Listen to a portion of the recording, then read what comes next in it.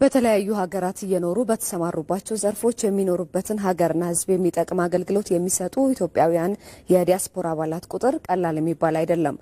በኳታር ዱሃ የሚኖሩት ትውልደ ኢትዮጵያዊ ዶክተር አማኑኤል ቶሎሳም በሕክምናው ዘርፍ ግዙፍ ኢንቨስትመንት አቋቁመው ደረጃውን የጠበቀ አገልግሎት ከመስጠት ባለፈ ለበርካቶች የስራ ዕድል ፈጥረዋል። ግለሰቡ ያላቸውን የረዥም ጊዜ የአጥንት ሕክምና ልምድ ወደ ትውልድ ሀገራቸው ኢትዮጵያ ለማምጣትና የአፍሪካን የሜዲካል ቱሪዝም ዘርፍ ለማሳደግ ራዕይ ሰንቀው እየሰሩ ይገኛሉ። ሰናይት ብርሃን ያነጋግራቸዋለች። ከራሳቸው አንደበት አብረን እንከታተል።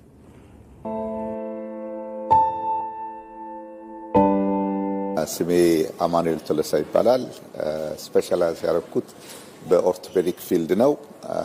ዶሃ ሀገር ውስጥ ወደ 16 ዓመት ቆይቻለሁኝ። ኦርቶፔዲክ እና በሱ ሰብ ስፔሻልቲ ባሉት ሰርቪሶች ውስጥ የሚያስፈልገውን ሰርቪስ እንሰጣለን ማለት ነው እና እኔ የተወለድኩት ጊምቢ የሚባል ከተማ ውስጥ ነው፣ ወለጋ ውስጥ ነው። ትምህርት የተማርኩት ኩየራ አድቬንቲስት አካዳሚ የሚባል ነው፣ ሻሸመኔ አጠገብ ያለ የኢንስቲትዩሽናል ስኩል ነው።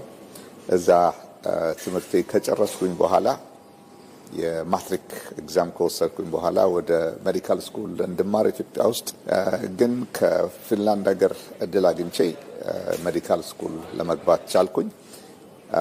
እዛ ወደ 12 ዓመት አሳለፍኩኝ። ተብሬ ከጨረስኩኝ በኋላ በኦርቶፔዲክ ሰርቪስ ስፔሻላይዝ ካረኩኝ በኋላ ለአንድ ዓመት ፌሎሺፕ ወደ ካናዳ ሄጄ ከዛ በኋላ ደግሞ እንግላንድ ውስጥ ወደ 7 ዓመት ሰርቼ ከእንግላንድ ነው ወደ ዶሃ የመጣሁት። በአጥንት ሕክምና ውስጥ እንግዲህ ወደ 7 ስፔሻሊቲ ውስጥ አሉ። አንደኛው በጀርባ ላይ በስፖርት ሜዲሲን ፉት ኤንድ አንክል በሚባል አፐር ኤክስትሪሚቲ የመሳሰሉ ናቸው ማለት ነው። እንዳለ ጠቅላላ በአጥንት ሕክምና ውስጥ የሚካተቱ ስፔሻላይዜሽኖች እንትን የያዘ ነው ማለት ነው። እንግዲህ በብዛት በዚህ ሕክምናውን የሚያገኙት እዚህ ሀገር የሚኖሩ ነዋሪዎች እና የሀገሩ ሰዎችና ከውጭ ሀገር መጥተው ለስራ የመጡ ሰዎች ናቸው የሚታከሙት። ከዛም አልፎ ደግሞ ከየልዩ ልዩ ሀገር እየመጡ የሚታከሙ አሉ። ለምሳሌ ከኩዌት የሚመጡ አሉ፣ ከባህሬን የሚመጡ አሉ፣ አልፎም ደግሞ ከኢትዮጵያ የሚመጡ አሉ፣ ከሌላም አፍሪካ ሀገራት ለሕክምና የሚመጡ አሉ ማለት ነው። ለየት ያለ ነገር ቢኖር ኢትዮጵያዊ ትውልድ ኢትዮጵያዊ ነው ራን የሚያደርገው። በትውልድ ኢትዮጵያዊ ነው የተመሰረተው።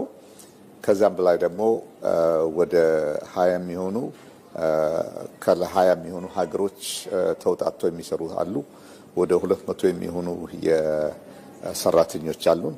በዚህ በአጥንት ሕክምና ላይ በጣም ስፔሻላይዝ ያደረገ ሴንተር ነው እና በዶሃ በካታር ውስጥ እንግዲህ ትልቁ በፕራይቬት ሴክተር ይህንን ሰርቪስ የሚሰጥ ኢንስቲትዩሽን ነው ማለት ነው።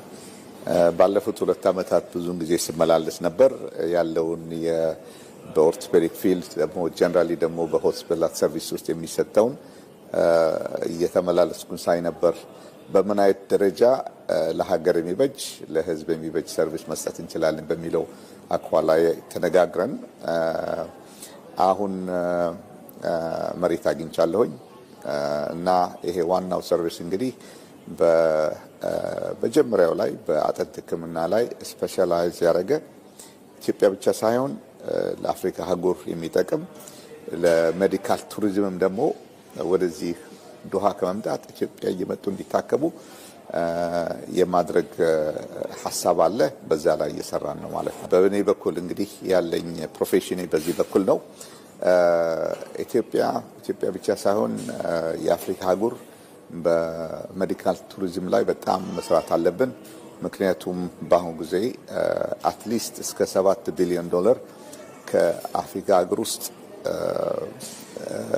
ሃርድ ካረንሲ ወደ ሌላ ሀገር ነው የሚሄደው እና የኛ ሪስፖንሲቢሊቲ ምንድነው?